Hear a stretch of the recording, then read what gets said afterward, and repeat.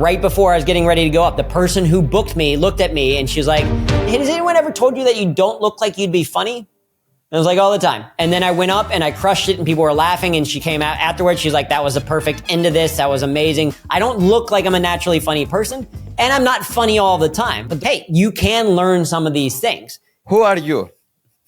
Who am I? I am Andrew Joseph Tarvin is the full name, but most people call me Drew.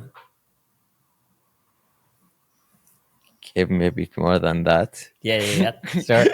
Of course. That's the high level. That's the name on the LinkedIn account. No. So I am, as far as I think I can tell from Google at least, I am the world's first humor engineer, which is a completely made up term for what it is that I do. And so the background is I have a degree in computer science and engineering from The Ohio State University. And after I graduated, I started helping people and organizations solve problems using computer science.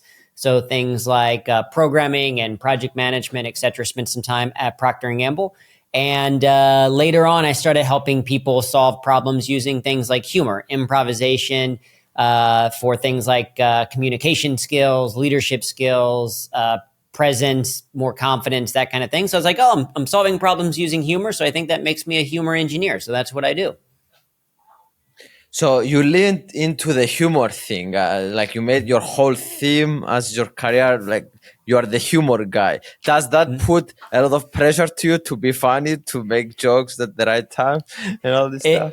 Absolutely, it does, which is why I think it's important to have the engineer part of it with it as well, because that lowers people's expectation. They hear humor and they're like, this guy has to be funny. And then they hear engineer and they're like, okay, maybe he's not going to be that funny.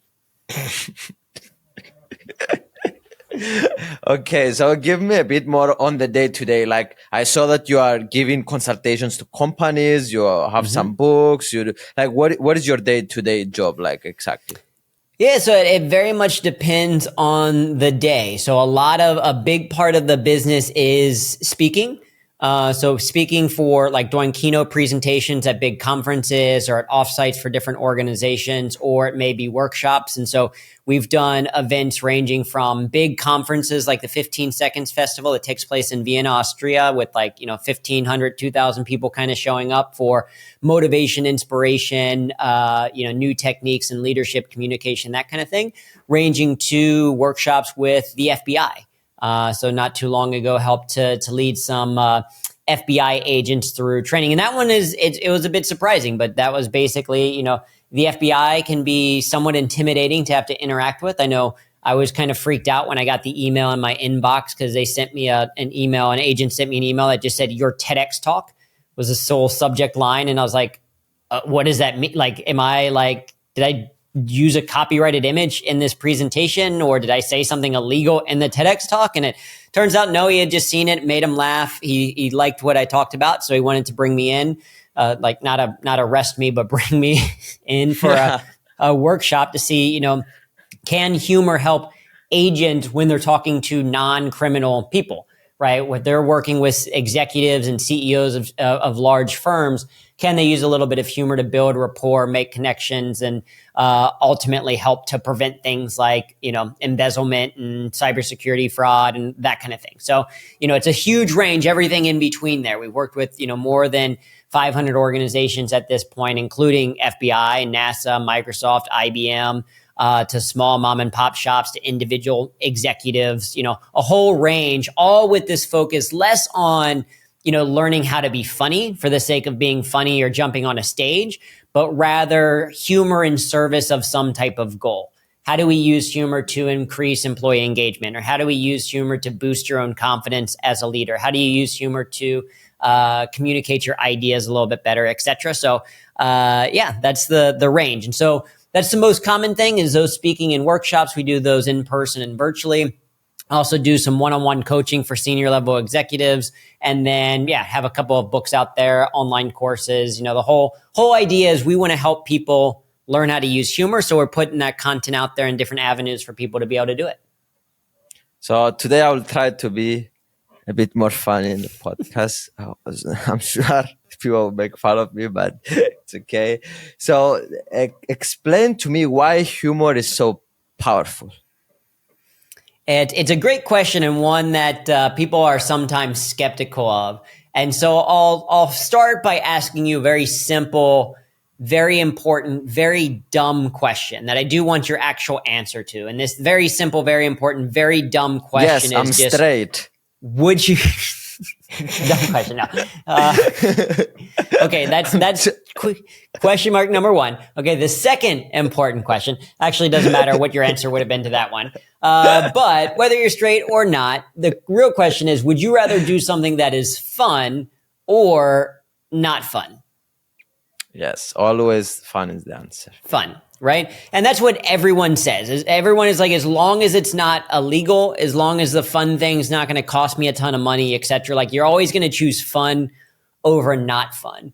So then it stands to reason then, right? If you were to make, say, your emails that you have to send out for your sales job a little bit more fun, would you be more likely to get people to respond?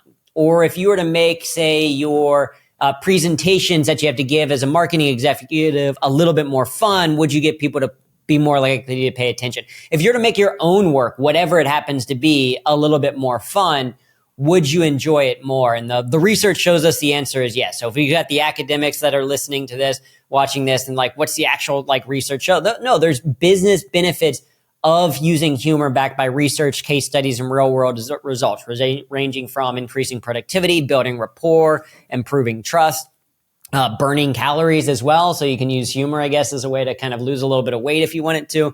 So there's a whole kind of host of it. But for me, it starts with that very simple question. And from there, it goes a little bit deeper, a little bit further to say, okay, what are the challenges that you're facing right now? And can humor be part of the solution to get there? Not the only solution, but part of the solution. Okay. So how this humor works? Yeah, it's a great question. So the way that we think of humor, first of all, we think of it more broadly than just comedy. Because when people hear humor, a lot of times they think of, laughter, they think of jokes, they think of comedy, and humor is more broad than that. Humor is defined as a comic, absurd, or incongruous quality causing amusement. So it can include something funny, could include a joke, or it could include something just a little bit different, a little bit silly. So for example, my background is some quote unquote abstract art, but the art is from a local artist near me, local to the point that she lives with me and is my 2-year-old daughter. Right. And so this isn't necessarily, hey, this is really funny behind me, but it's a small thing that makes. I'm sure this joke you said it again in your life. Yeah. Right. So yeah, this is the funniest thing. No, it's something that makes me smile. It's a point of connection, right? So it's about making those human connections. And so humor, first of all, we say is more broad than comedy. The second thing is we do believe that humor is a skill, which means that it can be learned. And if it can be learned, then that means that one, anyone can learn to be funnier. Like, I can't promise you or anyone else that if we work together, you'll be so funny that you'll immediately have a Netflix comedy special waiting for you. But for most of the people that we work with, that's not the goal. So the CEOs or the senior leaders, et cetera, that we often do things for, the goal isn't to do Netflix comedy special. If we're working with someone on their, like, say, YouTube channel, it might be to improve the YouTube. But again, it's not you're not going to become Kevin Hart or Ali Wong. But we do believe anyone can be funnier. They can build that skill a little bit. Whatever your baseline is right now, you can learn some techniques, some tools, some styles, etc., to get a little bit better. And so ultimately, with all of that in mind, we think that, the question isn't, are you funny? The question is, what kind of funny are you? And for us in our research, we found that there's, roughly 7 primary ways that people tend to express their humor, particularly outside of a stage. And so that's what we help people identify. What are the primary ways that you already do it? And then how do you build on that to build some of these other skills to be more kind of holistic and to be able to use humor as this intentional tool? So basically, as I understand, it's not trying to be funny like Kevin Hart, or it's like identify what you naturally are and what are your natural attributes and what type of funny you are and leaning more into that. if you are more like sarcastic, if you are more so understanding that and bringing it a bit more out. This is what you're mentioning, right?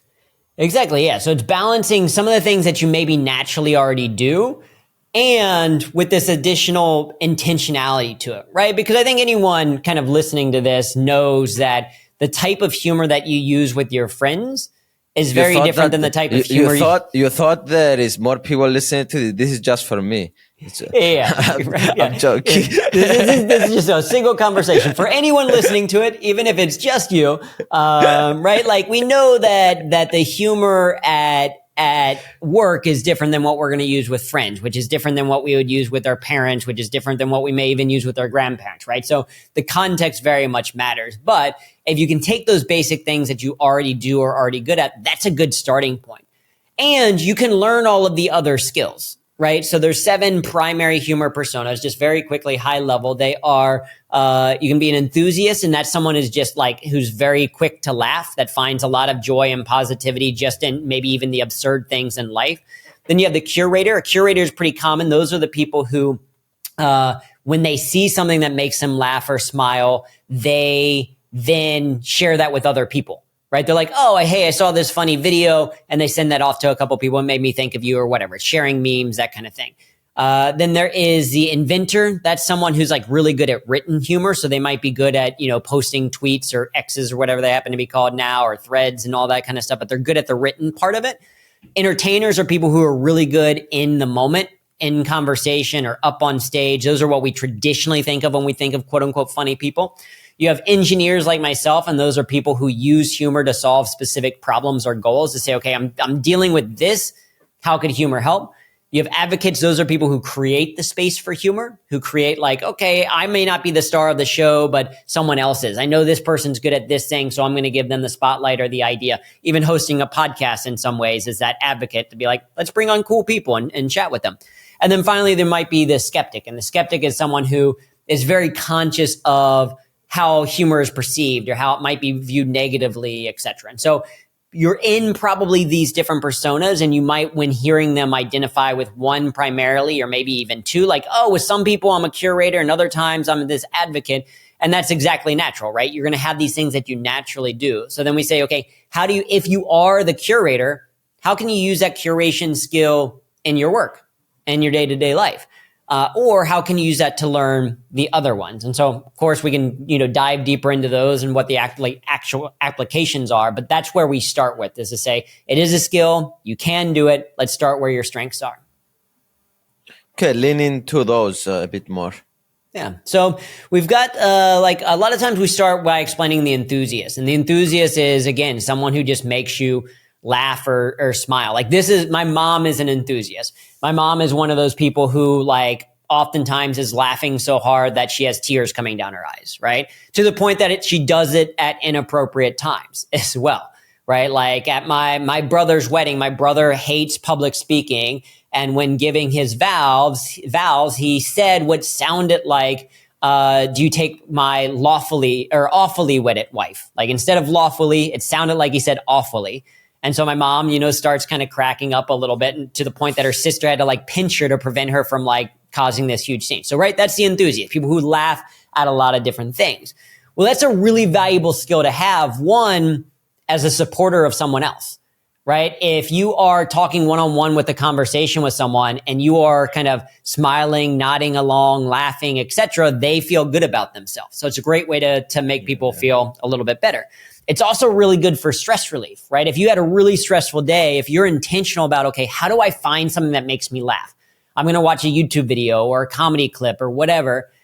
Physiologically, laughter just increases blood flow through the body, increases or decreases muscle tension. It helps to get the heart rate going, blood flow, all these kind of positive physiological benefits to laughter. You gain those, and you can reduce and relieve some stress. You can be more present than your family afterwards because, you've had this separation. And so that's just one, right? One example of like, okay, this enthusiast thing of just laughing, now we can be much more intentional about how it actually helps us to achieve some of these other things in life. Yes, and when you are laughing on the other people's joke, a lot of times I saw clips that where one person is laughing in the metro and it's like, oh, everyone starts laughing because the laughing is infectious. So by just laughing on the other joke, you can be the one that caused the laughter and the environment to start having more Exactly. fun. Yeah. It's a very social, thing to laugh. And that's why you laugh a lot more at a live comedy show than you do sitting and watching it on your couch. Right. It is because it becomes a social thing and one other person laughs and you're like, oh, wait, that is funny. So I'm going to laugh as well. Or you sometimes then laugh at how the other person laughs. They're like, oh, you found that funny. I'm laughing at you laughing at that thing. But now we're all kind of laughing together. And here's the thing is the body doesn't care why you started laughing. It's just like, oh, okay, that still feels good. We get to the other side now that we watch TV shows and stuff and they put fake laughter just for us to make us laugh. Yeah, and it's really jarring when they remove it. I don't know if you've seen any of the videos, but people have like taken a Friends episode and removed the laugh track, and it's like really awkward. It's like the comic strip, if you've ever seen Garfield without Garfield. It's like, it's a very like, you remove certain elements of these things and you're like, oh wait, this is a very different experience. And yeah, that's the whole reason why they had a laugh track to begin with when they first started, kind of sitcoms and stuff, was they're like, we need to tell the audience that this is a funny thing. And you're going to you're more likely to laugh at home if they're laughing kind of on the TV as well. So, for sure, that's how realistic or real it is that they put fake ones in there too.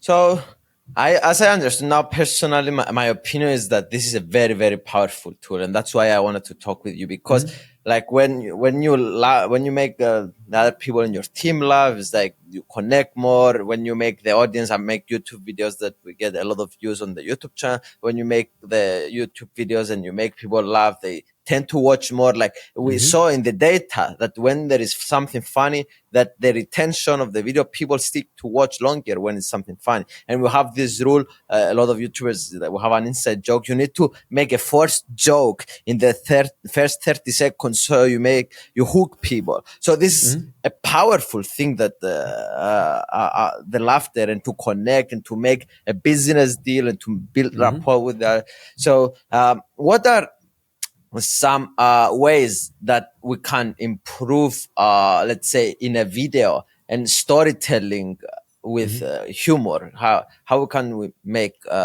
this happen? Yeah, well, like you said, it's a great way to get people to pay attention. Humor is, because when you make people laugh, because we like that fun thing over the not fun thing, even if we're not quite sure of the rest of the message that you're talking about, the fact that you've rewarded me with making me laugh says, oh, well, I enjoyed that experience. I'm going to listen for a little bit longer, right? And especially in the days of video, like if you're doing that every 30, 60, 90 seconds or whatever, like in a comedy club, you need to be having punchlines every, 10 to 40 seconds roughly, because that's getting people paying attention. But if you're doing that, people are going to continue to pay attention because they're like, you just made me laugh. I'm going to keep listening because I bet you're going to make me laugh again, right? So that's the value of kind of dropping and doing it throughout. And so, okay. And if you watch you have two famous TED Talks. If you watch most of the TED Talks that they are successful, it's like they make you laugh in the first 10 seconds. Like this is, and all the videos as well. So it's interesting. This is, well, and it's the feedback that I've gotten multiple times from like when groups like NASA is booking me, when they're reaching out to be like, hey, can you come in and work with us? It's because a lot of times someone saw the TEDx talk and they're like, we were watching different talks and yours was the first one that we watched all the way through because we were laughing the whole time. And then I showed it to my spouse and they also laughed. Like the value of humor. And it's very surreal, not to hit too hard on this, but it is surreal because some of the stages or some of the groups that I work with, it'll be me and other speakers. And the other speakers are people who like have climbed Mount Everest or have like won an Olympic medal or like, survived some harrowing experience. And then there's me, who is an engineer, who isn't even the funniest person in the world. I'll be the first to admit that I'm not I'm not like, certain level of funny. I'm not James Acaster funny, but I'm funny enough. And I've learned this skill and can teach it to other people that they're like, okay, yeah, you also have a message to share, right? It's like, that's how impactful humor can be, is that it has a certain weight. And no matter where you are, this is what I like, is you don't have to go and climb a mountain to be seen as like, oh, you did something good. It's like, no, if you're funny, if you're able to make people laugh or smile, okay, now it's worth listening to. And so to answer your question, like, well, okay, how do we do that? Well, first of all, even as the enthusiast, as people who, if you are watching comedy, if you start to just be a little bit more analytical about it, like you watch a comedy special, step back and think, okay, what were the techniques that person used to make me laugh? What was it about the way they said things? Oh, they did these act outs, right? They added on voices, or they, heightened a lot of emotions, or they took things to the more extreme. Like, okay, you can start to pick up on those things even in the enthusiast. A curator, so the next kind of persona, which I think is really valuable for creating more interesting content relatively quickly, is what we call the curator. And the curator is someone who finds funny things and then shares them with other people. So if you're going to create a video and you wanted to use some visuals within that video, what are some funny visuals that you can find? You don't necessarily have to create them, but you could go to unsplash.com. You could find a meme. You could use now like Midjourney or something like that to like actually AI generate some interesting images. But then you start adding those images to the presentation where you're not you don't have to say the funny thing, but the image itself is funny. Now you're already getting people to pay attention. And we do that a lot in our presentations. We have like slides of like, how there's chalkboard signs of jokes like, don't trust atoms because they make up everything. Right? It's a terrible pun, but you can put that in the middle of a really boring talk, and now it's already suddenly at least an atom's worth more, a little bit more interesting. It's so crazy because now that you're saying that, there is a whole genre on YouTube that people just react to other funny videos, and they are not fucking funny. And just the videos are funny. And you think and you laugh and you think of them as funny people. And so, but they bring that value because they put together the funny clips. You are so right. There's value in, that curation is a skill. There is so much content in the world today that, you sometimes don't know. So if you start to trust someone else's taste and you're like, oh, wow, they always have the funny clips on there. Like I'm a recent father. I have a 2-year-old, and I follow, like Dad Says Jokes or some meme account where it's very little that this person creates himself, but they scour Twitter, etc. And, like every day they're posting, here are the highlights of dad humor. And it's a place that I go to because I'm not going to go follow all these individual people, but I will follow this one thing. And if there's someone that I really like, I'll go and follow. But you're right. There's tons of meme accounts, curators, etc. And so that's one place to start. And I think by starting that, what you also do by being a curator first is you start to learn what other audiences like. Because if you try a joke or if you try a visual and no one laughs, you now have, and you've never tried it before, but you create it yourself. You now have to say like, okay, was this just not funny, or was it funny, but to the wrong audience, right? But if you take something that is very popular, you take something that's gotten a ton of shares or likes or whatever online, and then you share it with an audience and they laugh, great, easy win. If they don't laugh, then you're like, oh, okay, now I'm starting to learn what other people like, or what this particular person likes, or what this group likes. And that can kind of give you information that can then help you when you become, say, the next one, which is the inventor, right? So the inventor is one of the hardest kind of personas, I think, for a lot of people to wrap their minds around, because this is where you're able to like sit down and write or create funny. So it's a skill set as a YouTuber or a video creator, it would be very valuable to have as you're writing out scripts, having more of that intention. It's just a little bit harder. But there are some techniques to help with that. And the biggest thing I think from humor is to understand that there's an art and science to humor, and that you can study the science components of it while practicing the art, right? Like I'm sure you've probably heard of a setup and punchline, right? Are you familiar with setup and punchline? Not really. Okay, so setup and punchline is... You believe that I'm cleverer than I am. I have to admit. No, it just means that you're smarter than you look, which I never know if it's a compliment or an insult. Am I complimenting how smart you look, or am I insulting how smart you are? I don't know. I think it's a compliment to say that I look smarter than I am. Okay. So take it as a compliment. Setup and punchline is the most basic structure of a joke. The setup is creating some type of expectation or question in the listener's brain, and then the punchline is breaking that expectation or answering that question in an unexpected way. So puns are kind of a great example of very, very basic setup and punchline joke. So for example, I might say, if you catch mono twice, does it become stereo? dumb joke, right? Setup requires also that you know that mono is a disease. Yes, I didn't know that. Okay, yeah, so mono is a disease, right? So it doesn't always work. You got to know your audience. But the setup is basically, if you catch mono twice, so people are like, okay, what comes next? What are you going to say, etc. Punchline is, does it become stereo? So now it's reinterpreting that word. So now it's answering or saying it in an unexpected way, right? So that's a basic structure. But that structure is really important because you want to put the punchline at the end and leave a little bit of a pause. Another example of setup and punchline is, I think it was George Burns said that happiness is having a caring, close-knit family in another city.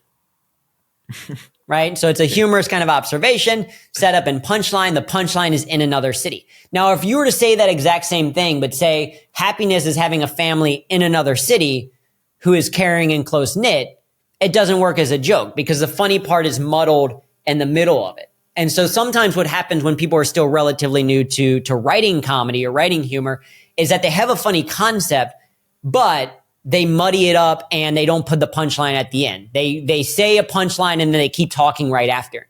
And it's like, no, it takes time for the brain to hear it, process that it was humorous, and then actually laugh. And if you start talking while all of that's happening, people will suppress that laughter, shut it down because they want to listen to what you're saying next. Right? So having that structure set up and punchline really important.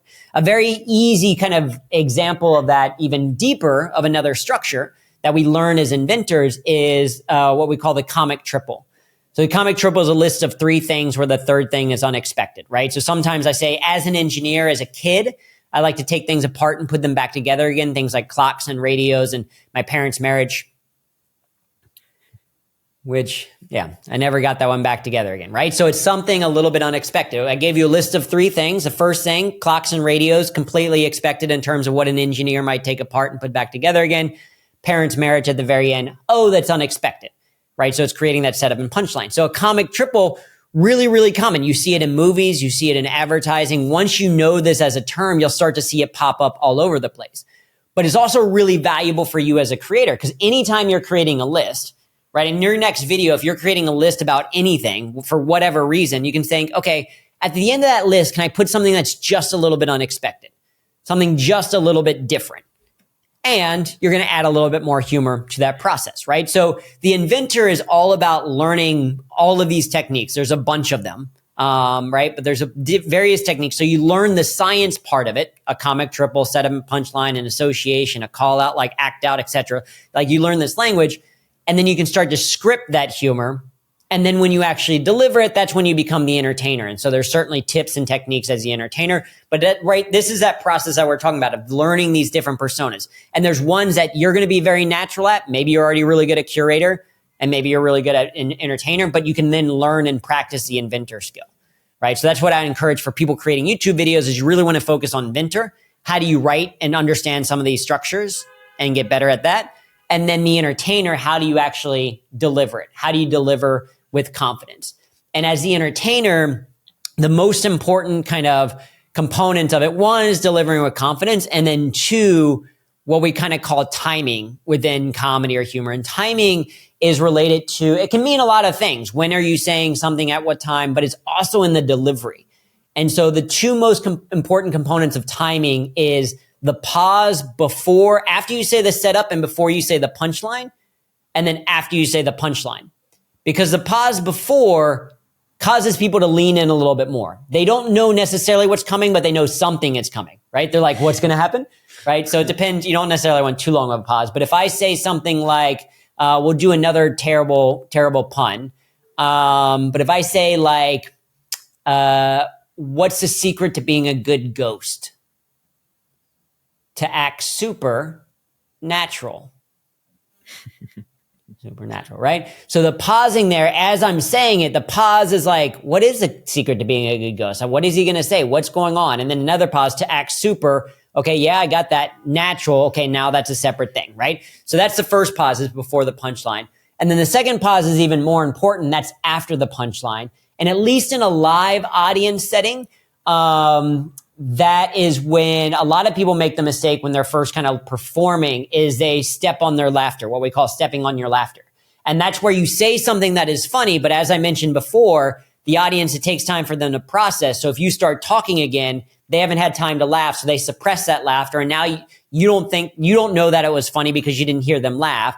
And the audience doesn't realize how funny things were because they didn't have the opportunity to laugh and express it. And exactly like you said, maybe one person laughs and then other people laugh. And now instead of it being a short, awkward silence, now it's, 10, 15 seconds of laughter. That's a very different experience from a show. If you're recording video, the same thing does hold a little bit true, is that you do need a little bit of pausing.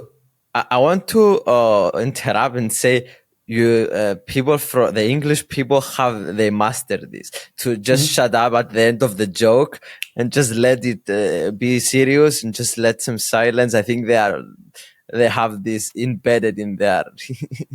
Yeah, and it takes confidence, right? Because it can be a little bit nerve-wracking because you share something, you don't know if it's 100% funny or not, and then you're like, you got to own it a little bit. And sometimes it's that owning it that works. And so there's a couple of ways to be more confident in your humor. And a big part of it is practice and reps, right?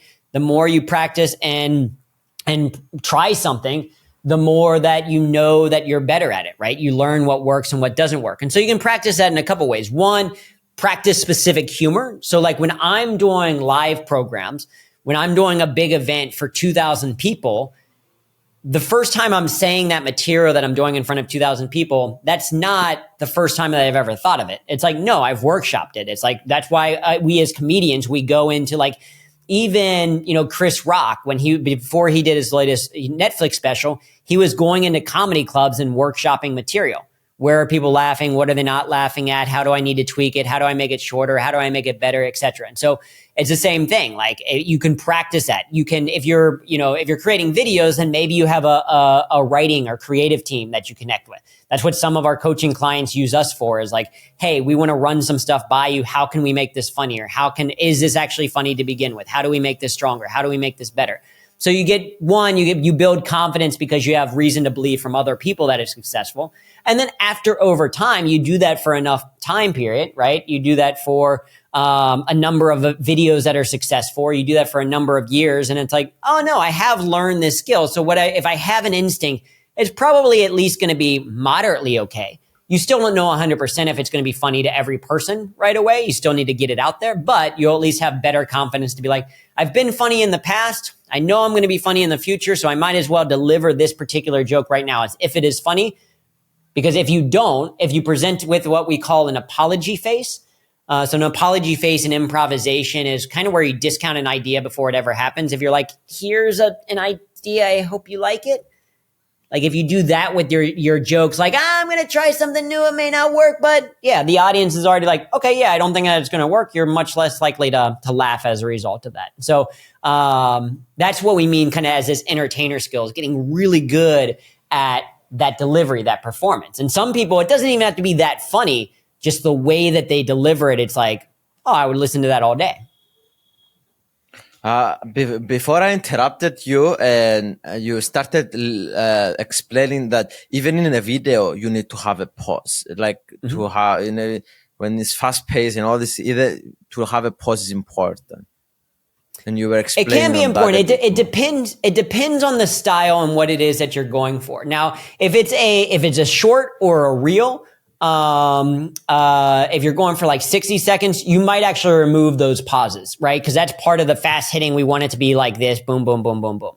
If you're doing a longer form video, I would say, yeah, you want a little bit of a pause, and you don't want the pause to be like, hey, I'm delivering this.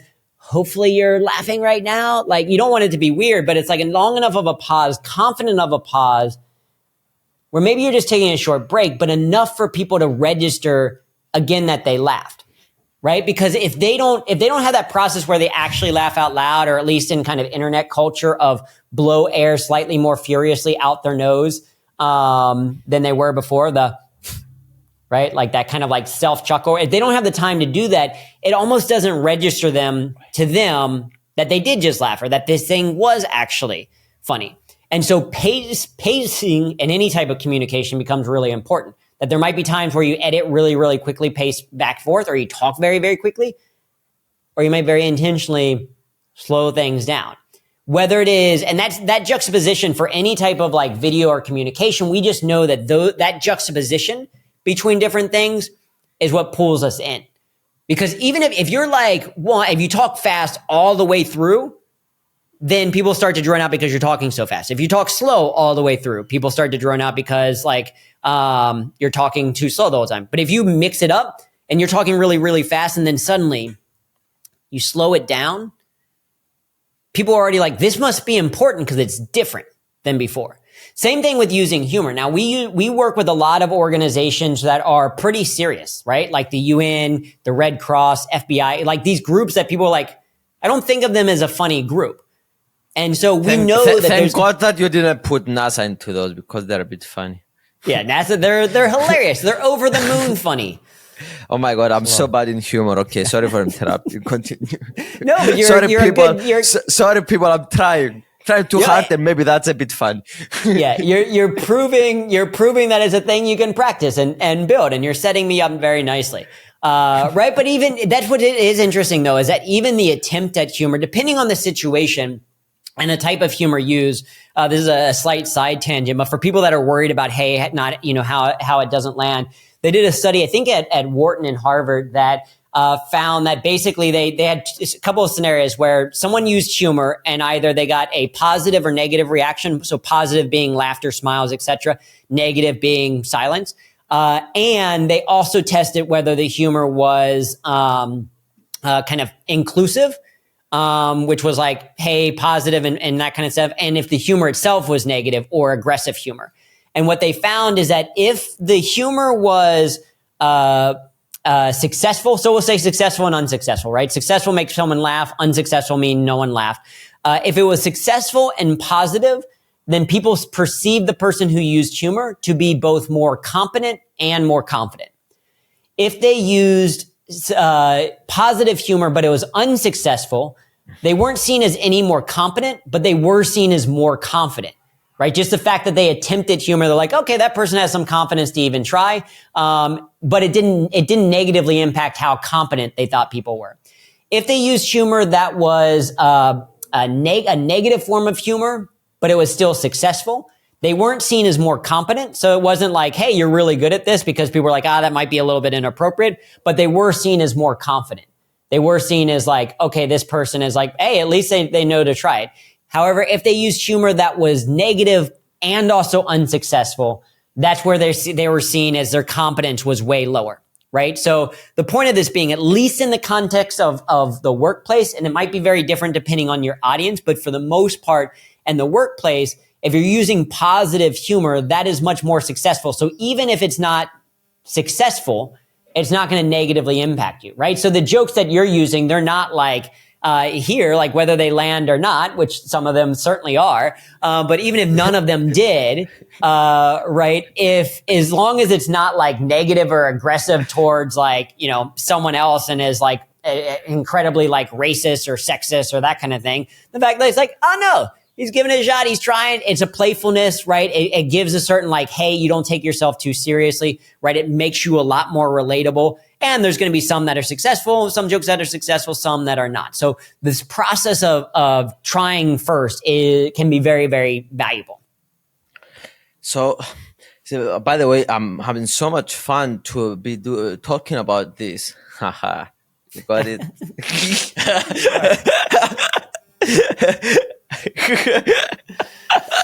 Well, that's the interesting thing. There's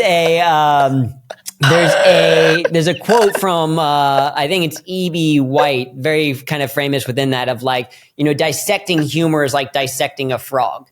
Only the most kind of inquisitive minds are interested, and the thing dies in the process. So anytime you take humor apart, and I recognize this is the engineer part of me when I'm talking about these things. It's like, yeah, this isn't going to necessarily be, this is not a conversation where we're having jokes back and forth the entire time.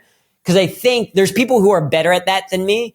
But I think what's more interesting, more compelling is teaching people this skill, is helping them understand it. And the reason for that is because the reason why I care about this, the reason why I do it is because I was pushed into humor. Right? Like I'm not the, and I don't think people are going to be surprised by this. I am not the naturally funny person. right? I've done over 1,000 shows when it comes to stand-up comedy, improv, storytelling, etc. My TEDx talk has more than 13 million views on it. I've spoken or performed in all 50 US states and 34 plus countries on one planet. And yet when I went to my high school reunion and people found out that I did comedy, they said, but you're not funny.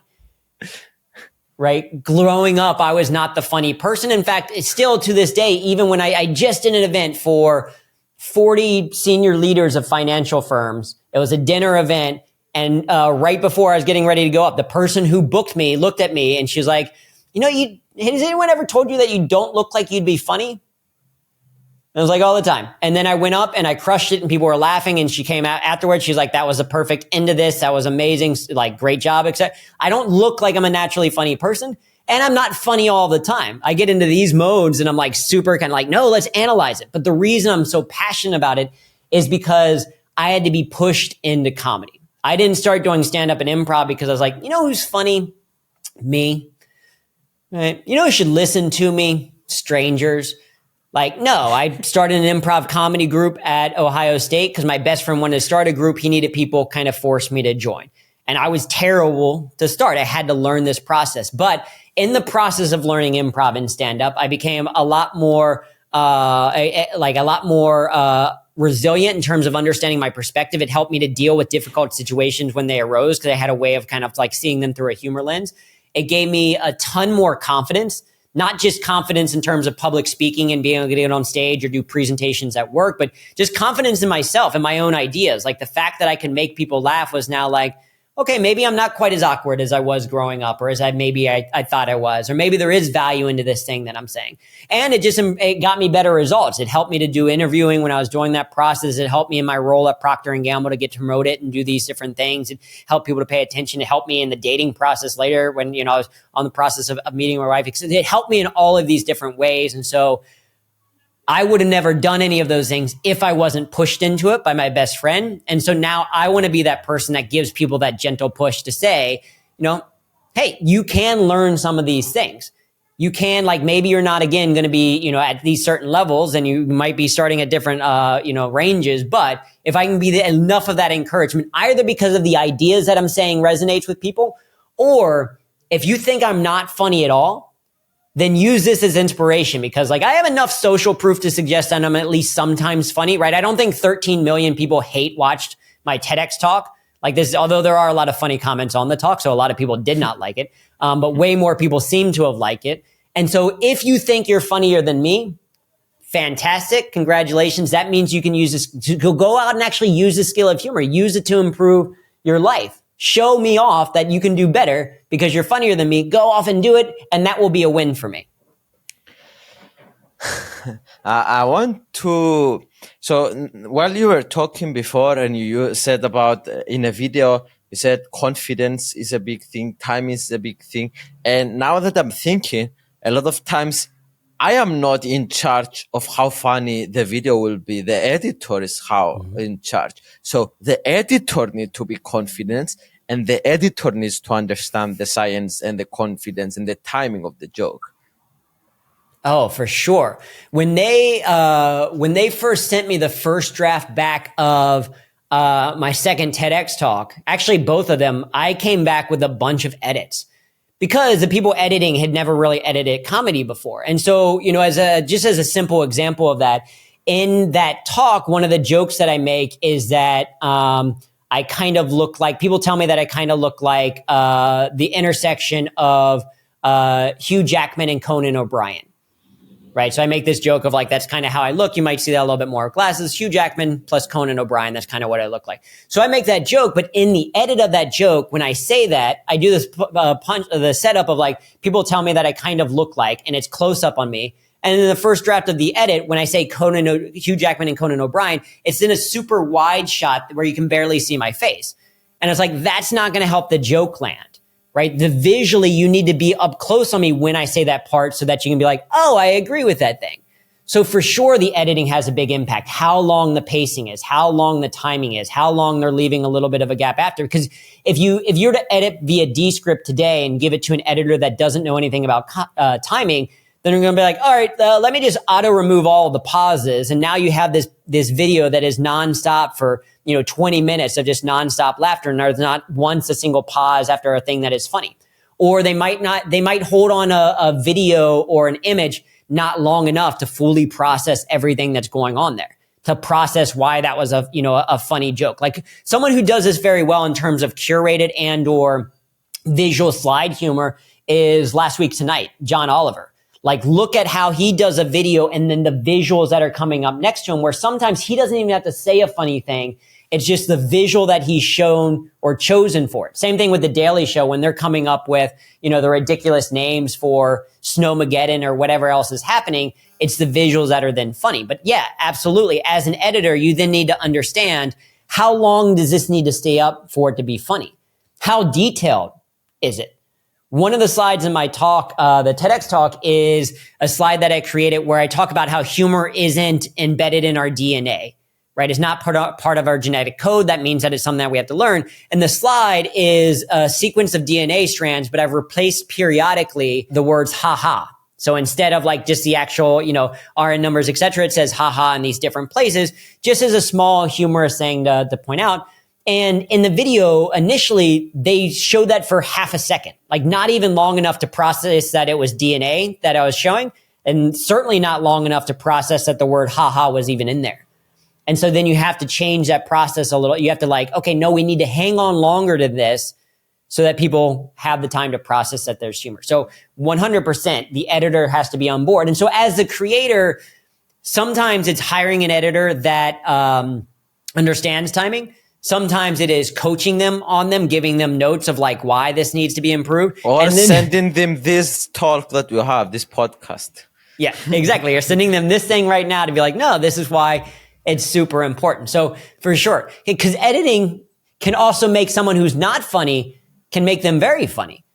With the right visuals or the right editing, you could take someone especially if you have someone talking for, we may cut this up and it's like, wow, he talked for so long and some of that was boring. Well, you cut those parts out, you throw in a couple of interesting visuals or, emojis or whatever as part of the reaction. And suddenly. Or you lean into, if it's boring, lean into the boringness, put background in the desert, people are sleeping, people are throwing whatever. And that's the power. When you understand video, I think I understand video relatively well. When you understand video relatively well, it's you can go in the edit and make it a bit longer, the pause, make the frame, so you can manipulate the whole thing. You can put something that you said before 2 hours in the video and put it there, because you can all manipulate the process and make it be funny. So actually, I think maybe it's the editor is maybe sometimes a lot more responsible about the success of the video than the actual person, because you can make fun of the person, you can lean into his vulnerabilities, to his jokes. So it's very interesting. It's very, very important. And music is another big one. You'll see a lot of speakers, and we have it even on our promo video, but not a lot of our videos, but speakers who want to be seen as inspirational, who maybe aren't actually that inspirational. You just add an inspirational track underneath them talking. Right? You go and find a royalty-free thing that sound like these swelling music or whatever, and you're suddenly okay, maybe that feels a little bit different. You can do that a lot with energy. If you want to make something more somber, like you said, add some crickets into my brother. He took a video of me once just for fun, and he tried to make it the most obscure, weird, random edit that he could. And it turns out hysterical because it's pretty absurd, because randomly, right after a punchline, he dropped the laughter and added the sound of cows mooing. And then later it was crickets. And then it was construction, he replaced laughter with various, and so it's a very, very funny video. So you can absolutely ruin something that was very good, or you can make it a lot better. And at least when I was learning script writing, because for a while I was in New York City and I thought, maybe before I got into speaking, I was maybe I want to go into writing or acting or comedy or that kind of thing. And they will very much tell you there's multiple versions, I think, of a movie and also of a video. There's the initial kind of story or concept that you have in your head. There's the one that you actually write down if you're going to script out or at least block out the ideas. There's the one that you shoot.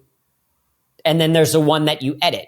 And you're exactly right that the editor can very much it's probably at least as important, Because if the script isn't good to begin with, there's only so much that they can do. But, it's really, really important who you're collaborating with for those particular moments. And then the really talented people can kind of go around that. Like, can you, like, some people are just so funny that it's almost like no matter how you edit it, as long as you don't like screw it up too much, they're going to be okay. But they can either help you out or hurt you a little bit. So I wrote here that you said confidence is a big part, but I think everyone can understand confidence. Like, it's like saying it and owning it. I think that's the essence of it, right? Yeah, well, and I think we can go a little bit deeper than that, because this as an engineer kind of fascinated me, because when I was first starting out, people were like, oh, you just need to be confident. And so I was like, okay, how do I do that? And you ask people, they're like, oh, you just kind of know, right? You know from certain things. So I was like, well, how do you know? And it's like, oh, well, you know from their body language. Okay, well, what about their body language? Because it will say that, like, oh, just have confident body language. But once you start to parse it, break it down, it's like, okay, confidence is shoulders back. Okay, we perceive that as confidence. And confidence is head up. Confidence is also making eye contact. So when it comes to, like, say, video interviews or even talking to the camera, like, you want to be talking at the actual camera, not like slightly off, unless it's very intentional, like the style that you're shooting. But, like, okay, confidence from eye contact. It's also paralanguage.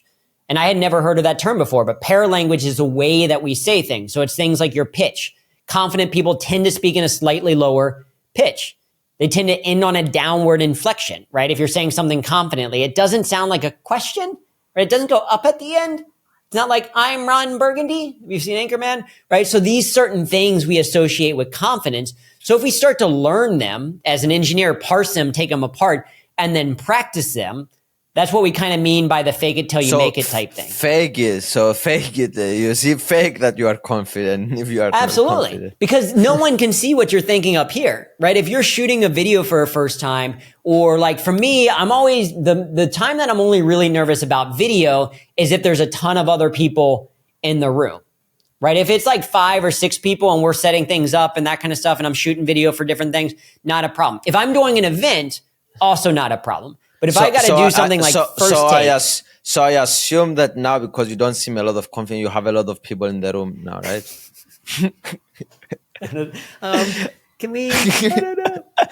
Yeah, there's 20 other people around here. Hello, hi guys.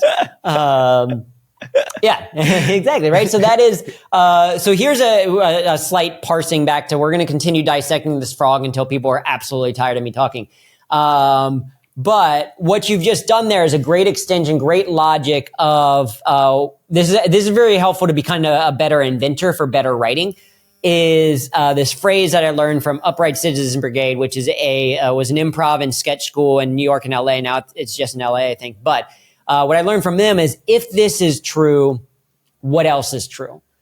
So that's a great way to explore, build off an idea. So you have an interesting idea and like, oh, that's kind of funny, or that's a thing. Okay, so if you've just said that you're not confident when you have a bunch of people around, if that's true, well, what else could be true is I can make the joke then, like, you don't confident, so you must have a bunch of people, right? So there's almost a logic to humor, right? And this is why I think as engineers, we sometimes can be good at it, at least the writing part of it, because we see that logic of like, oh, okay, that makes sense. So if I just heighten that, or if I just build off of that, or if I just flip that on its head a little bit, we can do that, right? So that's a great technique that you've just used. But all that to say is that then, projecting that confidence, whether it's in a video or for us, a lot of times it's in live things. How do you project that confidence? When you're delivering a joke, that's where the pause comes in. Like, you don't want to deliver the joke and the pause be like very awkward, because then people are like, was that funny? I don't know. That was weird. Versus like, nope, I own this. Pause, take it in, whether people laugh or not, I don't care. People are like, oh, okay, this person, I'm going to listen to this person. So yeah, so I'd say confidence for sure, but just understanding that you can fake way more confidence than most people realize you can. Wow. So you went deeper into confidence, and I love that. By the way, this is one of the podcasts that we'll watch again multiple of times, because I need to be better at this because of my job. I'm a YouTuber and stuff. So it's so important. And like for everyone, if you are a teacher, if you are like in your job, everyone needs to learn these techniques, because they improve so much your connection with people. It's like they can make you a lot of money. They can make your life more fun. They can make you find a girlfriend. They can make you so many stuff. So It's very interesting. But break a bit, go deeper into timing, because timing is a difficult one, I think. Yeah. So I think timing, the biggest thing, like I said before, timing. So there's a couple of things. We talked already before about the timing before the punchline. So the setup and the punchline, the timing, that slight pause gets people to lean in a little bit more. So that's a big component of timing. The pause after the punchline, like we talked about, because that's when people are going to laugh or they need that moment to process that it was funny. So that kind of timing certainly comes into play. That's probably most important in terms of the actual execution of a singular piece of humor. But there's also timing in terms of when is it appropriate to use humor, or when is it effective to use humor. And so there's no hard fast rule. Like as an engineer, I wish I could tell you, like, if you use humor exactly 10.7% of the time, you'll be amazing. Right. But there is no specific number, and it depends on the purpose of the video. If you're shooting a sketch video where people know the intent is for you to be funny, there's got to be a lot more punchlines. If people think you're going to do stand-up comedy, then there's got to be a lot more punchlines. If you're shooting a video on something that's more like, here's a cooking show, you don't have to be that same level of funny. You just kind of need to insert it, periodically. And so, I mean, you probably have more expertise when it comes to video. When it comes to in-person presenting and things like that, we know that, at least from different studies, and it's probably getting shorter, but most people's attention rhythm, so similar to what most people call an attention span, most people's attention rhythm is between 10 to 20 minutes long. Meaning, in studies, they found for even things that people are really interested in, if things are presented in exactly the same way, after 10 to 20 minutes, people tend to check out. They start to daydream a little bit. Even if they're really interested in what you're talking about, it's just very natural. So what that means is that every 10 to 20 minutes in a live presentation, you need to switch things up so that things are a little bit different. Some type of pattern interrupt. And that pattern interrupt could be having the audience do some type of interactive activity. It could be a thought exercise, a question that you have them think about. Like, think about your own times when humor has made you, where you've laughed so hard that you've cried. How did you feel about that experience? Like that thought experience, it's directing your thinking a little bit more. Or it could be a funny joke, could be a meme that you share, curated humor, right? There's some type of interrupt every 10 to 20 minutes. That's what we would say for something in person if you had a more serious kind of topic or presentation. You throw in virtual, and it should probably be every 5 minutes, because people are much more likely to, alt tab or command tab away from their screen and get distracted by something else. And then I think video, especially short form video, has got to be much, much quicker. So I don't know from your perspective if you've seen like how frequently you need to add something in there, but that's part of timing, is like, when is it coming in? Because you need it to be frequent enough that people experience it, they laugh, and they say, okay, I'm going to give you how much longer? 30 seconds, 60 seconds, a minute, 3 minutes, 5 minutes to kind of go into that next thing. And then I expect to at least laugh again, or I'm going to click and watch another video. Yeah. I think my gut tells me it's about 2-3 minutes, and it shouldn't be always like a joke, or sometimes a huge spectacle regarding the story can be like, you can use every 2 minutes the hook to hook them with a joke, but then you can hook them with, oh my God, I can't believe this happened in the video, like with excitement or what it's, or with sadness, or so you can, I think you should be using each one every 1 minute, but but vary it up. You want to change it, and absolutely, because the juxtaposition becomes really, really important, right? It's that change that is really, really, if you look at some of the best speeches, best videos, a lot of times there is, like, unless the intent is to be a sketch video that's 3 or 4 minutes long, but if you're going to create something that's a little bit longer and the impact is some type of change, then you want it to be funny to make people laugh, but then you might become very serious, or you might make it a little bit sad. And then you laugh. So that diversity of what you're talking about, I think, is spot on. And we're very kind of upfront and honest that humor is only one tool to add in your tool belt. It's not to say, okay, everything should be solved by using humor. We're also not saying humor is the only way to do some of these things. Like, especially with, we do some productivity trainings, how to be more effective and how to manage stress, etc. And so some people will tell you, like, the secret to being more productive is, first of all, you wake up every single morning at 4:00. Wake up at 4 a.m. every single day. You take 7 shots of espresso, followed by 3 hours of high intensity CrossFit yoga training, followed by 2 hours of deep breathing, mindfulness meditation. You microdose just a little bit of LSD and you'll be like 0.7% more productive. And it's like that all very may well be true. You could also just laugh a little bit more, right? So like humor isn't the only way to gain some of these benefits that we're talking about, but to me, it's one of the most fun. Right. And so, yeah, you're going to use it you're going to use it sparingly. You're going to use it in different ways. Easy as well. And a lot of times I have here as well that humor is very, I think the cleverest person in the world is Mr. Bean, because he can make everyone in every culture laugh. And that's hard to do. And because when you get millions of views on a video, I was talking with a person, I had him on the podcast, one person in the team of Mr. Beast, and he was explaining that they because they have millions of views, like 100, 200 millions of views, they take care so much of their jokes to land for everyone and to do cross-culture jokes. So what you have to say about being inclusive and understanding? And I think, for example, the sadness, in a lot of countries can be misunderstood, and like the spectacle in a lot of countries cannot feel like spectacle. But the humor, it's one of the most natural that it would be cross countries understood when you're scaling to millions of views. But yes, I'm curious to hear your thoughts on the humor cross cultures. Yeah. So what we would say is that we've done live programs in 35 countries. On 6 continents. We've done virtual programs in probably another 100 more countries or so. And so we know that laughing and humor is a human thing, right? We say to humor is to human. It's a human thing and everyone laughs, but what they laugh at varies depending on a bunch of different things. Varies on their mood that day, varies very much on kind of their upbringing, their culture, that kind of stuff. So you can never kind of guarantee. So you're exactly right that, what makes people laugh, what is more universal, has different things, even references. When I was first starting out speaking and when I was much younger, I ate Pop-Tarts almost every single morning. Do you know what Pop-Tart is?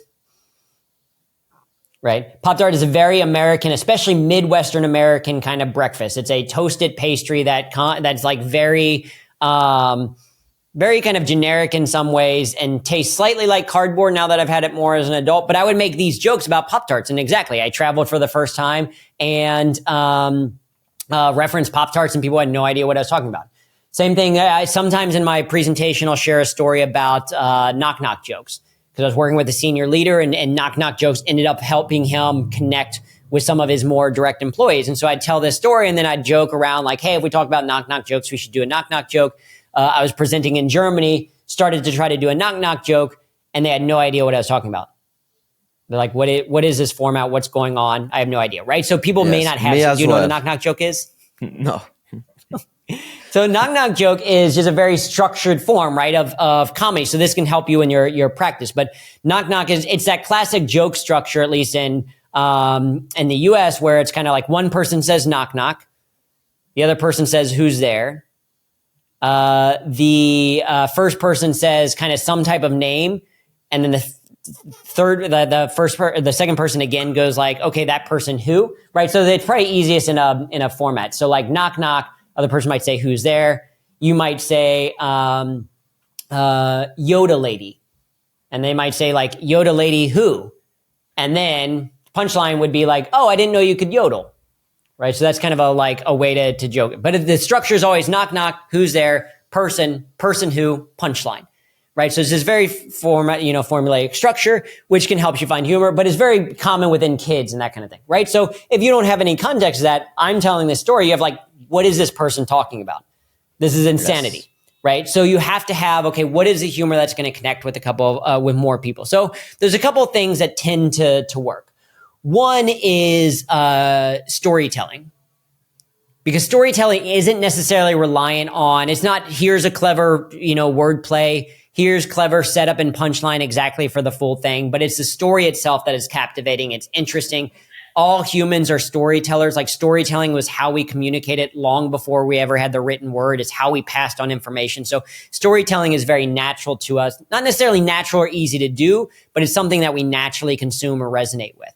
In fact, in one study, they found that facts told in story form were 22 times more likely to be remembered than facts told in bullet point form, right? So it's just a way to kind of share information. It can be a great way to add humor. So storytelling is very valuable. Visuals, right? Because a good, funny image translates in any language. Can you explain a bit more the storytelling? Because storytelling, everyone uses storytelling as a word, but I don't think a lot of people understand, and me either. I'm not 100% what you mean by storytelling. So please. Yeah. So storytelling is, a lot of times we think of storytelling as it's something that has a beginning, middle, and end. Right. And from a business context, that's true. But the way that we often frame it is context, action, results, right? What was the context or situation that was going on? What actions did you take? And what were the results? Right? So high level, my story of how I got into speaking, the context was I was an engineer, got pushed into comedy. The action was I started doing improv and stand-up. The results were that it made me pretty much better at almost everything that I was doing in life, right? That's the very bare bones of it. Now with the story though, you can expand on that. You can make that more interesting. You can give additional context. And this is where the humor can come into play. So rather than me just saying, hey, I'm an engineer, I can say, I'm an engineer. As an engineer, I've always been obsessed with efficiency ever since I can remember, really since before I can remember because I was born 3 weeks early. Right? So even in the womb, I was like, I don't need a full 9 months. I'm ready to go right now. In fact, I remember in school thinking that smart for me was getting a 93% in all of my classes in school, because a 93%, at least where I went to school, was the lowest score you could get and still get a top mark or a top grade of an A. So it got to the point that if I got like a 94, 95, worst case scenario, 100%, I was upset because it meant that it did more work than I had to do, right? Like I was obsessed with efficiency. So, right, I'm building out this story about how I'm an engineer, how I was obsessed with efficiency. I can make that as short or as long as I want, adding in humor or anecdotes and stuff along the way. So then it gets to the action. Started going to the Ohio State University. Best friend wanted to start an improv comedy group, needed people, forced me to join. And I only realized until later, he didn't want me to join because he thought I was secretly funny. He just wanted me to join because he knew I was organized, right? He knew like, okay, if Drew's part of the group, then we're going to have business meetings every single Monday. We're going to, practice 3 times a week. We're going to film all of our shows and we'll go back and watch it as if it was game tape. Right. So now I'm adding more context to the action that I took. And then the result is, hey, I've worked with hundreds of organizations ranging from Microsoft, IBM, the FBI, even the International Association of Canine Professionals, which if you're like me, I had no idea what a canine professional was. For a while, I assumed that it was for dogs who had jobs, like a drug sniffing dog or a seeing eye dog or the dog from, Air Bud or whatever, right? So then I'm adding humor to the results as well. So a story can be as short as a couple of sentences, or as short as 6 words, as people attribute to Hemingway, though he probably didn't write it. They say, baby shoes, for sale, baby shoes never worn, right? It's 6 words, kind of 3 sentences, shortest story that's ever been told is what they kind of call that. So it can be really, really short or it can be really, really long, but it's that basic idea of either beginning, middle, and end or context, action, results. Now you can get into, some people parse it a little bit more. And there is a difference between, say, an anecdote and a story, where some people will say in a story, for it to properly be a story, there has to be some type of stakes and some type of change that the character has gone through, right? And so this is when you get into more storytelling from a fictional, the hero's journey. Or the story circle from Dan Harmon is also another great way to kind of structure and think about stories. So there's a lot of content on how to do even deeper dive stories. But for me, from what comedians do, and from what you can use kind of in your presentations or a quicker way to add a little bit of humor. Yes, absolutely understand storytelling structure. Read the book Story by Robert McKee. Fantastic. I mean, it's a huge book, but fascinating on storytelling, etc. Understand the hero's journey. What's the book that you mentioned for me to write it down? It's called Story. And it's about script writing, but it works for kind of all types of stories. And so it's one of kind of the quintessential books on storytelling from a movie perspective, and he breaks down various movies of how they do it and things like that. I'd also really look at Dan Harmon's Story Circle. To me, that made a little bit more sense, was a little bit more clarifying than the hero's journey, but very similar in some of those ways.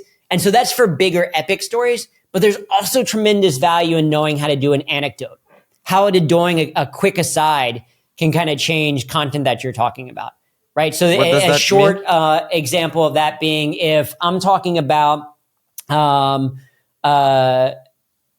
like some type of topic, if I'm talking about, I'm trying to think of a good example of this. If I'm talking about, say, productivity, I can share a short aside about productivity. Or if I'm talking about how humor can help diffuse tension, right? That's one of the things that we talk about as leaders. People have that as a question, like, how can that help? I'll say, okay, well, you can help in a couple of different ways. So for example, you can use humor as a pattern interrupt, as a way to kind of break the tension of humor. For example, right? So now I'm going into a story. For example, when I was at P&G still, I remember being in a meeting that was getting really, really tense because we were like behind on a schedule, behind on projects. And me and this other guy were starting to go kind of back and forth with things. And eventually my manager stood up and he was like, listen, we need to remember at the end of the day, we sell soap. Because Procter & Gamble is a soap company. Like everything that they sell traces back to soap. And so it was this moment that was like a pattern interrupt. It wasn't trying to discount what we're doing, but he was basically making the point like, you all are fighting as if World War III is on the line, when in actuality, this is about a project that will ultimately, determine whether or not we're going to sell 1 or 2 bars more of the soap that we have. Right. So it was just a way for us to kind of, let's relieve a little bit of tension, see things. Right. So that was just, so if I'm doing that in a presentation about humor diffusing tension, now I've shared this short aside. It gives a little bit more context to me. You laugh or smile for a short moment. Now I can go back into it. It didn't have to be a 20-minute long story. It's just a short one. So storytelling of both natures, big, epic, and short asides, anecdotes, etc., really, really valuable form. And it is a type of humor that tends to translate a lot across more cultures than just, a quick setup and punchline. Do you know one of the things that I suck at? What is that? Selling. Selling? Can you teach me selling? Can you teach me to sell with humor? I saw that you talk about that a lot. I can, yes. So I do want to just very quickly finish with 2 other tips for the cultural thing. Because I think that is a valuable thing. And then we'll go into selling. Because we can go. So the first one we talked about is storytelling is really helpful for translating across cultures. Images and visuals are really helpful because there's no translation of that. If you have a funny image or a funny visual, even things like physical humor, right? Like falling down the stairs or small incongruity. There's a thing, small things like sometimes that people can't catch. So we recently just produced a, what they call like a speaker promo reel. For me, that's basically like, here, he's done these cool things, you should hire him, right? But I didn't want it to be like too, take myself too seriously. So there's a lot of fun humor moments in it. And one of my favorites is we were walking in the airport and they're like, we want to get you a shot walking to the airplane or whatever, you pulling your suitcase. And it's like, okay, we can do that, but it sounds weird. Can we make it a little bit more fun? And the way that we had made it more fun was we had the director of the video walking this direction. And so we're walking on screen and then we do that little awkward dance where you're like, do I go left or do I go right? Like that most people have experienced at some point in their life. And then we choose right and we go past. It's like a half a second thing in the video, but it's a small form of visual humor. No jokes whatsoever. You don't have to understand anything about a language. Most people have gone through that experience. It's a small thing that's going to make some people smile. Some people may not even catch it, but it's a small example of a visual that translates across different cultures. And then the last one that can be really, really powerful is creating in jokes within your own community, or callbacks specifically is an easy way to do that. Callbacks are a form of humor where you reference something that has happened before, maybe in a slightly different way, right? So if I start talking about like, if I were to reference myself as, we're talking a little bit and you were to say, okay, so Hugh Jackman / Conan O'Brien, what do you think about blank? Right? That's a callback to me saying I look like that. Oh, okay. It's kind of funny, etc. We can move on with it. But what a callback is, it's really, really impactful. Like people love it. So one, if you put it towards the end of a video, people are going to like go and say like, that was so clever, so funny. But what it's doing is it's creating an inside joke from just you watching. So you no longer need the context to Pop-Tarts as an American type of food thing or whatever. You only have to have been paying attention at the beginning of this video. So that type of what I'm imagining Mr. Beast is also doing with their videos is like, no, here's humor that we as a culture of people watching these videos can start to experience and start to enjoy. We now bring you in on that joke. And that particular type of humor makes you feel even more special. Right? You're like, no, now I get it. Now we're on the same, but now we're kind of like friends in some ways because we had this inside joke together. When you have inside joke, you feel connected on a deeper level. Yeah, and for sure. What you said here is super, super important, knowing some small stuff about video, because I have the peak and end rule. Like the video needs to end, like the way that you end the presentation, this is what people will remember. So if you end it on a like Daniel Coleman, he has this peak and end rule. So if you have a punchline there that is also an inside joke, like you make them feel more familiar, you make them laugh, you mean, oh, now I'm closer to that person. They're more likely to go and watch another one of your videos and another one of your videos. So yes. And it's true within speaking that, it's a peak end principle. People will remember a peak of an experience and the end of the experience. And sometimes the end of the experience even more. And so you want to make sure that thing is really good. Comedians, and especially when I was first starting out, comedians were always like, when you end a set, you end on your funniest joke. Like it almost doesn't matter how you need to get to it. You don't necessarily need segues as a comedian. It's like you end on the funniest thing. So the last thing that they remember about, hey, that nerdy guy, like, oh, he was funny. Right? They may not remember your name or whatever, they'll remember that they laughed a lot. And the way that I like to do an ending is to do some type of callback or connection to the beginning. So if you watch the TEDx talk, the second one, I start with the story about my grandmother being confused about what does WTF mean and texting and stuff like that. And I end on a story with my grandmother about Facebook and now to that next level. And now it feels bookended. It feels like that was a complete experience. That feels like, oh, wow, that was really good. It was cohesive. I understood it. And it ends on a really high note. And so people are like, oh, yeah, I should comment on that video, or I should look at his next one that comes up in the feed. So you're absolutely right about peak end, and a callback is a really effective way to do an end. So you said when we have cross-cultural communication, visual, it gets a lot more important. Callback, it is important. What other things you said as well? And storytelling was the first one. So I think those are probably the three most important ones to start with. And then, if you can start to learn and you start to know, and it can be sometimes small things. So people don't necessarily need to always know the exact context of something, but they do need to know that you're attempting or trying. So like if you know that a good majority of your audience tuning in is Spanish, then, sometimes a small kind of quick aside, like, hello, everyone. Hola. ¿Cómo está? Okay, what we're talking about today is jumping in. Like, it's just a small shout out to say, hey, I culturally understand these things that you're doing. It's not cultural appropriation. I'm not saying go like extreme with different things. But it's just kind of a like, hey, this is something that I know that you as an audience may enjoy. And you can always poke fun at yourself. Like I'll sometimes still use examples like a Pop-Tart and then joke about like, that's just the terrible Midwestern diet that you get when you grow up in Ohio, as you get these, stale cardboard type things that you go out and eat. No disrespect. And now you are doing throwback. And now you are doing a throwback. And now I'm doing a callback. Callback. Now I'm doing a callback.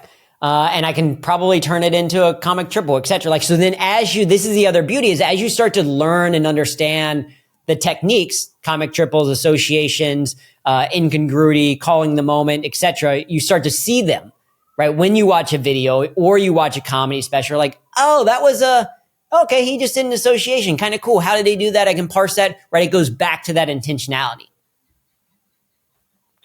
Okay, are you ready to teach me and the people, the one person is watching, about selling with humor? Selling. Because I'm horrible and most people, I think they are not that good at selling. And when you put the element of humor, it makes it a bit more subtle, like you explained. Yeah, so selling, I think, there's different kind of approaches to it, but I take the approach that there's a gentleman named Phil Jones, who's a phenomenal kind of speaker on sales. And he says selling is simply earning the right to make a recommendation, right? And so it's not selling as this idea of like, how do we subtly with all these psychological tricks convince or trick people into buying this thing that we want? That's not that, like, if that's what you're interested in terms of sales, that's not the type of thing that I help people do. But if it's more about how do I build rapport with people, better understand their problems, and then give them some potential recommendations or things that can help them, great. Humor can absolutely help you to do that. And so one of the things that I learned working with IBM and their sales teams is they said that people tend to buy from people who, the first person to provide them value. And so sometimes that's in the context of like, if you have on your website, you have a free assessment that people do. Oh, they get a little bit of value from doing that assessment. I learned something about myself. Oh, if I got this much value from you for free, then what would I get from, buying something from you? Or if in this one video you made me laugh and smile, reminded me to click to subscribe, etc., then okay, yeah, maybe I will subscribe because I got something of value. And so what's interesting is that humor can be value. The value doesn't necessarily have to be, hey, I gave you a free car. I hope you like me and buy, a keychain from me a little bit later. But it can be like, the value I provided today is that I made you laugh or smile. And so even in things in cold outreach, like the people that I respond to, because I get a ton, as I'm sure most people do, a ton of cold email from people about do you need these voiceover services? And come on, we can help you get, book your calendar as a coach, and we can do this and all that. Tons of people reaching out. The ones I delete most of them, the ones that I actually take this time to stop and read a little bit and either respond to, or at least kind of a lot of times I'll respond even if I don't need it, is if they make me laugh or smile. If they reach out with some type of incongruity humor, that's something a little bit different that is oh, okay. Well, especially if they've customized it to me, right? If they're hey, saw you're a fellow Buckeye. Here's a quick joke about a football player from 3 years ago that played for the Buckeyes. It's oh, okay, now I know you've done your research. Now you've made me smile. For sure, I'm going to send you a response. Maybe I don't need the thing, but you have at least got my attention long enough to then kind of explore a little bit more. So if you can use humor in your outreach, in your initial conversation with people, one, it gets people to pay attention. So I know people, there's a sales trainer named Ian Altman, and he told me this example of someone who would start all of their cold calls with, this is a cold call, so if you want to hang up, now's your chance. Right? That's what we call in comedy, calling the moment. It's that thing of speaking to calling out the elephant in the room, being brutally honest about what's going on in kind of a funny way. And you're going to get people plenty of people still hung up, but plenty of people were okay, you've got 30 seconds, right? That made me smile or chuckle a little bit. I'll give you a little bit more time. And then you need your value proposition. You need to kind of explain why they should care and go on from that. But humor really early on gets people to be I'll at least give you a little bit more time, because even if I don't buy anything from you, at least maybe you've made me laugh or smile today. So a little bit of humor there. The intro with the video as well that I explained before. The same exactly thing. Right. Like you said, first, because in some ways the video is selling. It's selling, and it's trying to convince people they should keep watching for this period of time. So I think selling there helps. I'm a big fan of people learning from a sales process, their origin story, and practicing their origin story. So origin story kind of from the Marvel, cinematic lore of how did you get to where you are? Why do you do the thing that you do? And so I've shared good components of my origin story already. Hey, I was an engineer, did these things, right? But that story does a couple of things. When I tell people about me going from engineer to now talking about humor, is one, it helps people get a feeling they know me better. Okay, I know you more. In it, I can add a lot of humor along the way, right? So I've made people laugh about me being a nerd. I've made people laugh about kind of obsession with efficiency. I'm dropping credibility boosters in there as well. Procter & Gamble's a respectable company. These organizations that I've worked with, wait, if you've done stuff for Microsoft and then NASA, maybe you can help me. Well, that was one thing that I noticed while you were talking. I was oh my God, this guy is a master of his craft. You put a big plaque there. Yeah, 12 million views with the TED Talk, and I talked to this, and then you're just hug it in the end with a joke. And I was not mad that you were selling yourself. So I was fuck, he got me. Exactly, right? Yeah, because to talk about ourselves in a glowing way, yeah, it feels like this person is very pompous or what's going on. We add a little bit of self-deprecating humor, which is a great form of humor when your status is a little bit higher, and that's simply poking fun at yourself. And that's exactly what it is. I have to set up these things, and they're all credibility boosters in terms of who I am. But then, yeah, diffuse it a little bit with a joke that I don't take myself too seriously. A lot of times when I introduce, and so you can even as a speaker, I've made my introduction that other people read kind of funny. So people already warmed up. And in that, often people say like, and his TEDx talk on the skill of humor has more than 13 million views, only half of which were from his mom.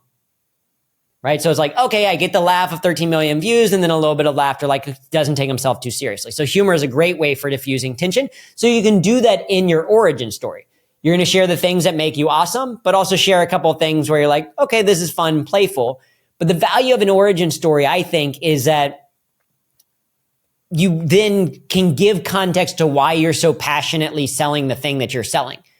Right. As I mentioned, the reason why I care about this is because I got pushed into it. I feel very fortunate because I very easily could have lived the life of a normal computer science engineer of like always being awkward, never feeling comfortable around people, always getting kind of sitting behind a computer desk, working kind of naturally. And for some people, that's not bad at all. Maybe that's what they really like. I just know that this skill unlocked a whole nother side for me that allowed me to build a really interesting business, meet people. And for sure, it's the humor was the first thing that attracted my wife to me, right? Like in terms of when we first started dating. So it's like, okay, yeah, it's helped me in all aspects of my life, personal and professional. And so I want to give that gift to other people. But people knowing that, now it comes from a little bit more genuine place. That's not a sales technique in the sense that like, haha, I'm tricking you. It's just honest. And people who resonate with that message are then more likely to say yes. And that's the other interesting thing about humor is that sales isn't like a no in sales isn't necessarily a bad thing. And I don't mean that as a like, I'm just going to keep badgering you until you change that no into a yes. I mean that in sales, a lot of times you just want to get to the no's very quickly so you can move on to someone else, to someone that you can serve. And humor is a great way to do that. Because if you share a little bit of humor, your style of humor, and people don't laugh or they don't think they find it funny, great. They can go off and do something else. They're not your people anyway. The people who do laugh or smile at the thing that you do, like, okay, yeah, I want to find those. So it's a great way to kind of like, find your tribe or build your tribe that really identify with you. As humor is like, yep, I like that person's sense of humor. And I didn't always think that way. Like it took me a long time to get there of, if you look at the comments on that YouTube video, some of them are super positive. This guy is funny while explaining funny. And one dude was like typing in all caps. So it sounded like he was yelling like in my head. Like, I think this video is genius. Some of the comments were really, really funny. So some of the comments on the video are things like, you can hear the nerd in his voice, which I think is accurate. Or, this dude's forehead is so big, it has its own sense of humor. Which I think is pretty good. My favorite is, I would pay to hear this guy on helium. Right. So it's like super nasally voice, but then some of the comments are, this guy is trying too hard. He's copied a lot from other comedians, and there's a juxtaposition. Some people are like, this guy is funny. Some people are like, this guy isn't funny. Best TED talk ever. This was useless, brilliant, witty, and entertaining. One person was like, go back to engineering, please. Right. But all of those negative comments, and it took me a while to recognize that, but all of those negative comments, if I'm focused on those people, I'm now not serving the people that do resonate with my message because I'm wasting this energy, right? And so if we're letting the fear of people not thinking that we're funny prevent us from even trying to use humor, then, we're robbing ourselves of joy. We're robbing ourselves of fun. So we use humor in that sales process or in whatever it is that we're doing, finding ways to make our own work more fun. And a lot of times that will translate to other people like, oh, this person is having a good time. I like what they're saying. I like what they're doing. I want to follow. I'm going to click to subscribe because I want to see it. Or I'm going to buy this thing or try things out because you shared that. So I think that comes from the origin story. I think comes from the type of humor that you use. There's also other techniques in terms of like association for how you explain ideas, or curated humor is great for follow-up if people aren't responding to different ideas. So there's other techniques, but I think those are the highest level ones. What do you mean by curating humor? So one of the things that we will do is I always found it awkward to follow up with people because it was kind of like, hey, did you get my email? And it's like, I know how email works. It's like 100% they got the email. Like it's very rare that there is actually a technology like issue going on. It's like, nope, they know how to open emails these days. It's been around long enough. So I always felt weird or awkward about it. And so what I started doing instead is I would think back to our conversation and would say, hey, I stumbled upon this thing that made me laugh that I thought you might enjoy. And then I would send them something like, so today we've talked about Pop-Tarts. So maybe I find, an image about something funny related to Pop-Tarts or even what they are, and I could send that to you. Or we've talked about comic triples. And so maybe I see a picture of a comic triple that's really good and be like, hey, see, so we're talking about comic triples. It made me think if you sent that your way. So something related to what I know about you, but I send that as my email. Hey, stumbled upon this, thought I thought you might enjoy it. Oh, but I share that funny thing, get them to laugh or smile. And then underneath that, I'm like, oh, by the way, did you have a chance to look at that proposal I sent? Or by the way, did you have any questions? Or by the way, did you have a time frame where you're going to answer this? And when we started doing that, the amount of responses that we got back, and it wasn't always yes, we decided to book you, but they would be at least hey, that made me smile. We're still deciding. Or hey, we went in a different direction. At least a lot of times, more frequently got me to a no or a yes, some type of decision as opposed to, purgatory where you have no idea what's going on. And in many of those cases, the hey, I just stumbled upon this thing was actually, hey, I just intensely Googled humor for 15 minutes to find something that I thought would be funny, but not too weird to send you. And found this thing. It would be me intentionally doing it, but I would just say, hey, I stumbled upon it, a casual thing. And that's drastically increased the success of our follow-ups because you're going back to providing value. Because rather than just hey, I need something from you, I'm saying, here's the gift of a laugh or a smile today. Oh, by the way, and maybe a small exchange, reciprocity, right? There's a rule of reciprocity within psychology. Reciprocity says maybe you can just answer this super quick question that I have. It's not a big lift. And so often people are like, hey, this was a really funny joke, or thanks for sending that along, hadn't seen it. Or, oh, I totally saw that. Thanks for thinking of me. By the way, boom. And now you've built a stronger connection. So, I'm curious to hear a bit more about the business side of what you're doing. In the way that you're making money, do you have a business about you and it's all about you going and public speaking? Can you explain me a bit of that? Yeah, the primary, kind of the biggest kind of chunk of the pie is, events. Is speaking and training. And so, half of that looks like half of the in-person stuff is keynote speaking. So that is either an association, so a group like the Project Management Institute, or sometimes it's the city of Burleson, or different places. But they have some type of big conference. They're bringing a bunch of people together, 200, 300, 500, 1,000, 2,000 people together, and they're just looking for, hey, we want kind of something. For me, they tend to reach out and they say, we want something that is going to be engaging, entertaining, but also that people are going to walk away feeling like they've learned something. And with humor, a lot of times people are like, we want something a little bit different, right? We've heard plenty of inspirational or motivational speakers that just talk about hope and change and those types of things. I don't do that. I don't think I'm a traditional motivation. Maybe what I say is sometimes motivating, but no, I'm here's the practical stuff that you can do. And we're going to talk about it in a really funny way. So people are going to laugh. They're going to have that peak in principle where they've laughed a lot. They've had some really good stories, etc. Just like the TEDx talk. So it's like what I did for the TEDx talk, but longer and then customized for different groups. So I learn about the group, and similar in sales, I want to know what are the challenges people are facing. And then I'm going to talk about how humor helps you solve that problem. You have an internal team that is reaching out. You are signed with an agency that brings you to venues. How does that work? So I work with a few different bureaus. So bureaus are groups that will, they get people reaching out to them to say, hey, we're doing this big event. The bureau, has a whole roster of speakers that they sometimes recommend depending on what they're wanting.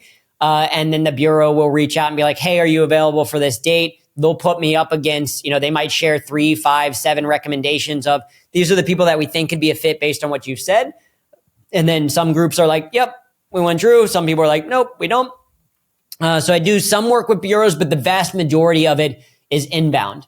It's people who have, when I first started out, it was a lot of word of mouth and referral. So I started very small. I started doing meetups and then Project Management Institute groups and small groups of 50, 60 people. And it was word of mouth and referral of hey, this was really fun. I love this. You should talk to my spouse's company. Or we have another chapter just like this. Instead of being in Westchester, New York, this one is in Long Island, New York.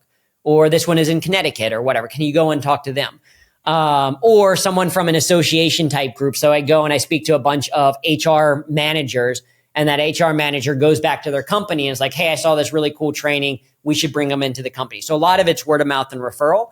And And then a lot of it's now the TEDx talk and other videos that we put online. Hey, I was on YouTube and stumbled upon your talk. And as I mentioned before, a lot of people tell me like yours was the first one we watched all the way through and we're laughing out loud at my desk. So we wanted to bring you in. Or, I was Googling, certain terms. And so then I show up in SEO or that. So a lot of it is inbound, from those events. And then a lot of it's also repeat. Like, so I've done for most of the companies that I work with, they'll be like, hey, we had you 2 years ago. Do you have a different message or for a different group or that kind of thing? How much do you charge for an event? For speakers, it can range. So some speakers, when they're first starting out, the first event that I did a bunch of free events. And then the first event that I did that I got paid for was $500. And then from there, it's kind of grown. For me, it very much depends on the particular group that we're working on and if it's in person or virtual. So, and we also have other facilitators. So like I do a bunch of stuff, but then also I've trained other people just in case I'm not available or at different levels. So we have facilitators at 2,500. We have facilitators at 5,000. Some at 10,000, depends on if it's like only a 60-minute keynote or a half day workshop, et cetera. So all of that kind of comes in, ranging to we've done programs for, $85,000, depending on the range. Those aren't the like here's one single keynote. Those are often more in-depth programs and trainings, but it kind of ranges depending again on what the group is, who's going to facilitate it. Oh my God, thank you for being honest. A lot of people get uncomfortable when I ask them about money. So good handling this question and being honest. Yeah. I think people want to know and want to dive a bit into the nitty-gritty. Not a lot of people are willing to share. From the business side of things. And so for people that are like, oh, speaking is an interesting industry. Yeah, it's a really interesting industry. There are people who make, $10,000 per keynote. There are people who make $250,000 per keynote. If you're, a former US president, you can make quite a bit. Or if you're Magic Johnson, you make quite a bit of money when you go and show up, et cetera. So there's a range.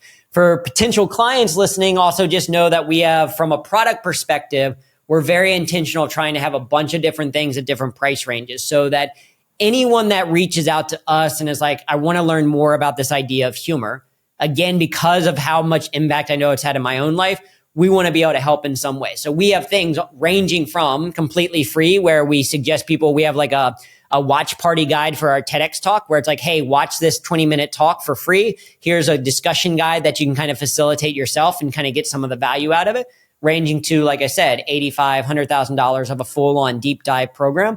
But we want to have any person that reach out, we want to have something for them so that they can at least continue a little bit on what we call kind of their humor journey. Okay, so you have different spectrums of for different money and for different needs. So, and you customize it among their needs. So for the last question, I ask every guest in this podcast, I give you $1 trillion. How do you spend it to impact this beautiful planet that we are living in? $1 trillion. Well, I'll give you a cliche answer and then maybe a slightly more interesting answer. Cliche answer is like, I would use it to scale what we're doing more of. Like we've just recently launched an online community. We're launching another online course. We're trying to do more asynchronous stuff for people that aren't going to ever physically show up to our thing that we're like, their company may never hire them. So we're trying to create more opportunities for people there. We're doing a lot more on social media, et cetera, for that to get the message out to more people. So I would just kind of scale that. The more interesting thing, $1 trillion, I don't even know that it would take that much money, but what I would do is I would make it a requirement for I wouldn't even say necessarily student, I would say every human to take an improv class. Improv is where I got my start in terms of learning the skill of humor, but it teaches so much more than that. It's how I came out of my shell as a socially awkward person. It's how I learned to be a better listener. It's how I learned how to be a better communicator. It teaches principles like how do you be more present with people as opposed to thinking about all the other stuff that could be going on or that kind of stuff. Like how am I just focused right now on my other scene partner? And it also teaches a mindset called yes and. And yes and is the fundamental mindset of improvisation. And from an improv perspective, it's about creativity in terms of how do we build a scene together. but as a life perspective, it has been absolutely life changing. So when something happens to us, rather than thinking, yes, but here are all the things that are wrong with it, here are all the things that are terrible, here's why this idea is stupid, or here's why this joke that I wrote is never going to be fun. Instead of thinking that as a mindset, which is fine and does exist, and we're not saying get rid of that completely, if we thought more yes and, if we thought, how do I yes and my own ideas? How do I yes and other people? How do I yes and as a parent a little bit more? That kind of stuff.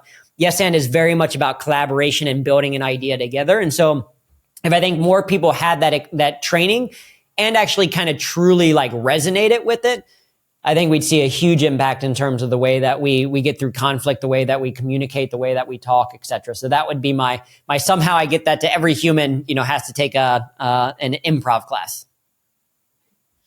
Ladies and gentlemen, share this message of this beautiful human, Andrew Tarvin. Ladies and gentlemen, thank you for watching, and until next time, bye-bye guys, we love you.